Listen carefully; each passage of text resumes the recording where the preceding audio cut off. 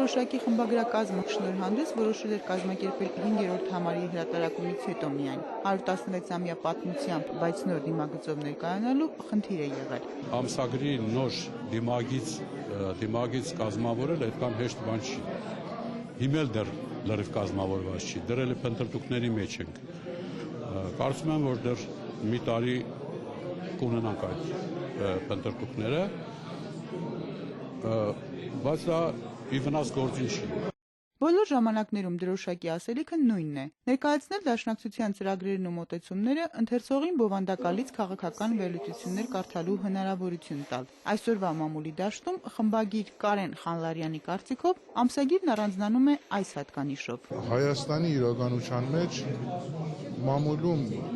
իմ համեստ փորձառությամբ եմ ես ասում,